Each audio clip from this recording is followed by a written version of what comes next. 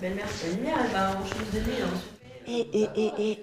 Tranquille. On va en parler sur le plateau dans un instant. Gardez vos arguments parce qu'il y a beaucoup de choses à dire. Oui, pas trop. Oui? Ok, cool.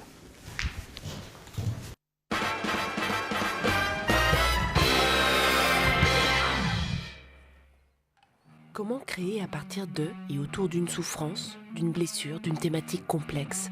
Comment l'art magnifie-t-il ce qui est sombre? Autant de questions auxquelles Réservoir s'attaque aujourd'hui grâce à 3 expressions artistiques différentes. La littérature avec Nicole Krantz et son roman Coup de poing bullshit, l'art visuel avec Flynn Maria Bergman, poète plasticien dont les œuvres enchantent autant en exposition qu'en performance. Et enfin le théâtre avec Chéri Chéri, une création de Manon Crutli autour de la question du transgenre et de la quête identitaire. Débat, il y aura, car quand ça touche à l'âme, ça bouleverse.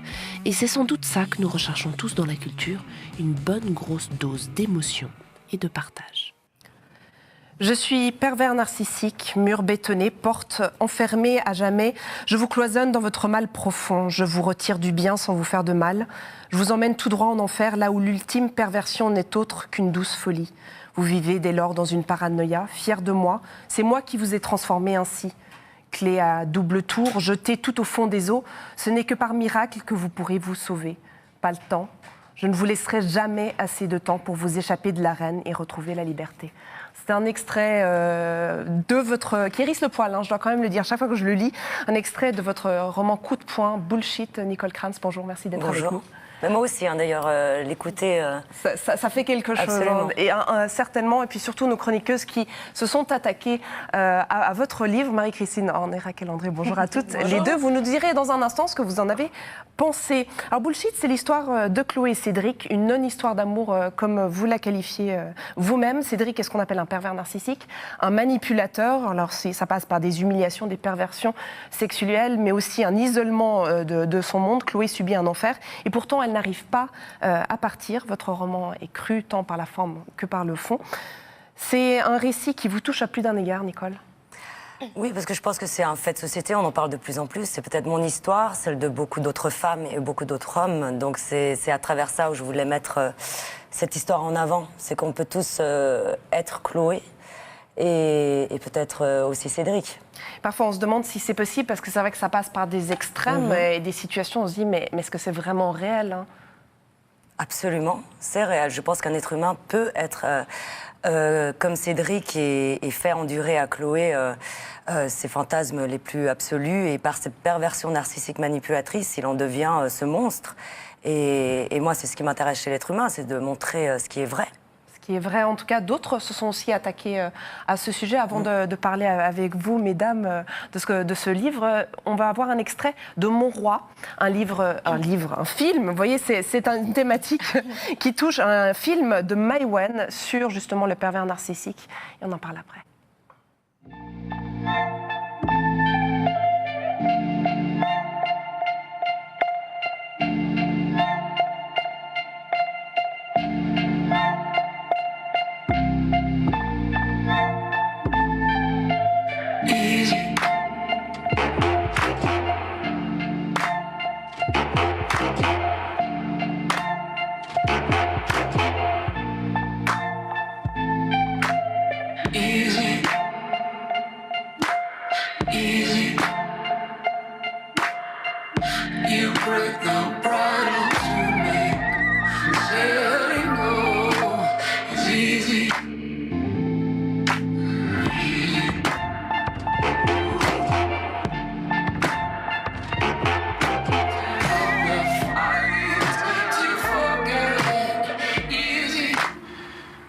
Je te connais pas en fait.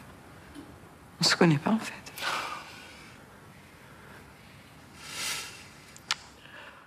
Quand on regarde cette bande-annonce, on a parfois un peu de mal à respirer, c'est vrai, ça crée des angoisses, ça pose des questionnements. Marie-Christine, pour vous, c'était un livre important aussi par sa thématique. Oui, absolument. Donc j'ai trouvé très intéressant d'avoir des ouvrages sur ce sujet. Alors, on va parler un peu du livre, on va parler un peu des pervers narcissiques. Le livre en lui-même, effectivement, c'est un premier roman avec toutes les maladresses qu'on peut avoir dans un premier roman, les maladresses touchantes, ce qui est très drôle et contradictoire avec votre écriture qui est quand même assez dure. Et cette contradiction, on la retrouve aussi dans le phénomène du pervers narcissique. Effectivement, pourquoi on tombe amoureux de gens comme ça, pourquoi on arrive à des dérives pareilles. Je trouve que c'est extrêmement important d'en parler. Le phénomène n'est pas nouveau. Avant, on appelait ça des pauvres types. Maintenant, on a collé une étiquette de pervers narcissique. Mais l'important, c'est qu'on en parle. Oui, Si je peux juste rebondir sur une chose, est-ce qu'on tombe vraiment amoureux ? C'est ça. Ça, c'est la grande question. On croit qu'on l'est peut-être. Voilà. Ouais. Et moi, je pense que c'est tout le départ, peut-être, vient de soi. Je pense qu'il faut des failles à la base, effectivement. Oui. Mais Raquel, justement, ça c'est une question que vous êtes posée Oui. en Oui. abordant ce livre. Hein. Et puis, j'avoue que en fait, le début de la lecture m'a été extrêmement difficile parce que j'arrivais pas vraiment à m'identifier à Chloé, parce que j'avais l'impression qu'elle me présentait un peu cette histoire d'amour par la fin. Et alors je me disais, mais qu'est-ce qu'il fait avec ce connard ? Et du coup, j'ai continué le livre parce qu'au fur et à mesure qu'on allait dans ce crescendo de violence, je commençais à empathiser avec elle et je me disais, mais mon Dieu, j'espère qu'elle va s'en sortir et qu'il y aura de la lumière au bout du tunnel. Vous pouvez vous rendre compte de cette transition finalement entre la première partie et la deuxième partie ? La première partie, je pense qu'elle montre Chloé avec sa faille, justement. C'est que finalement, son envie d'aimer et de réussir ce couple passe avant tout. Donc finalement, tout peut passer avant, c'est-à-dire l'amour. Et même si elle a un regard presque lucide sur qui il est, et peut-être l'erreur qu'elle a fait de quitter New York ou arriver pour vivre avec lui, elle va maintenir sa ligne droite qui est vraiment de réussir ce couple. Et à partir de là, elle... Parce qu'elle a fait l'erreur de quitter New York, elle ne peut pas revenir en arrière. Aussi. C'est-à-dire, pas revenir en arrière. C'est-à-dire qu'elle voit l'erreur, finalement, qu'elle a fait, mais à partir de là, elle va vouloir aussi vivre cette histoire. En se disant, je vais faire comme maman. Voilà, je vais faire ça. Elle veut faire cette histoire, mais on se pose quand même toujours la question, pourquoi est-ce qu'elle ne le quitte pas ? Qu'est-ce qui fait qu'on reste avec un pervers narcissique ? Parce qu'il y a cette dépendance, c'est comme du sucre finalement, c'est une sucrerie. C'est comme l'enfant qui est accro au sucre, on devient finalement accro. Et ce personnage-là de Cédric, qui représente finalement beaucoup d'êtres humains, a une façon de faire de telle sorte qu'on en devienne indépendante. C'est-à-dire de vous mettre sur un piédestal en premier lieu, et au premier coup qu'il vous donne, verbal ou autre, c'est-à-dire qu'il vous met dans une situation où vous vous sentez inférieur, c'est pas que vous l'acceptez, mais vous en redemandez presque, parce que c'est comme ça que ça va fonctionner. C'est comme ça. En fait, lui, il vous crée ses codes à lui.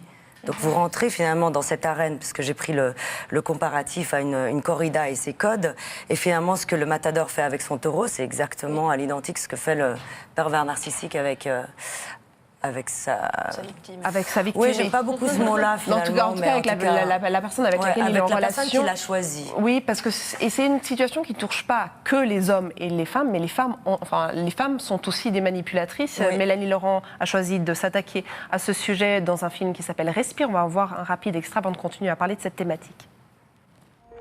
Et toi? Quoi, moi? Je sais pas, raconte-moi quelque chose. Hein. Regarde ce que je t'ai dit depuis tout à l'heure. Paul, je te présente Sarah, une copine de classe. Pour toi, je suis une copine de classe.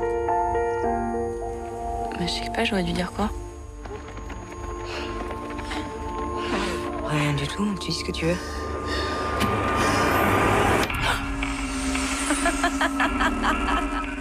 Et encore une fois, en regardant cette bande-annonce, on a envie de respirer, on a l'impression qu'on étouffe. Et c'est vrai que c'est une sensation qu'on peut avoir en lisant. On a un malaise parfois, ou souvent même en lisant votre roman. C'est très violent, mais pas forcément uniquement comme on le croit, avec des perversions sexuelles extrêmes et de la soumission sexuelle. La violence, elle se manifeste aussi autrement. Et Marie, ça c'est quelque chose qui vous a particulièrement... On a beaucoup parlé effectivement des moments crus, de la perversion sexuelle, et pour autant, c'est pas vraiment ce qui m'a, moi, le plus mis mal à l'aise, cette violence-là.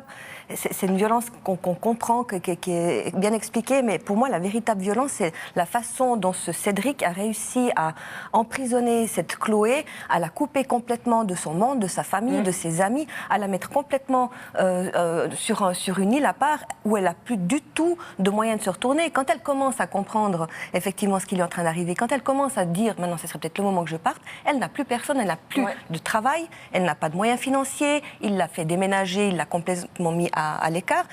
Il a monté sa famille contre elle, il a monté ses amis contre elle, elle n'est plus du tout en confiance, il l'a fait passer pour folle, elle tombe malade, et avec ça, elle n'arrive plus à faire confiance, donc elle a des réactions qui font qu'on la prend vraiment pour une folle. La véritable violence, elle est là, elle est vraiment dure. Le contraste, en fait, que Marie explique, moi, quand j'ai lu le livre, je m'empêchais... Enfin, j'étais toujours en train de penser au processus qu'utilisaient les SS dans les camps de concentration, qui était quelque chose d'extrêmement violent, parce que finalement, la violence, elle est insidieuse. C'est comment on déshumanise quelqu'un pour en faire un objet. Et c'est exactement ce qui se passe dans ce livre, et c'est exactement ce que fait un pervers narcissique. On enlève absolument toute part d'humanité à la personne progressivement, c'est un crescendo, de façon à ce que... elle n'ait plus vraiment de personnalité. Mais à la fois, en plus de ça, il a un jeu très tordu, parce qu'à la fois, il prend soin de vous, donc il vous gâte, sans lui vous n'êtes plus rien. C'est tout aussi ça aussi qu'on voit dans le déroulement du livre.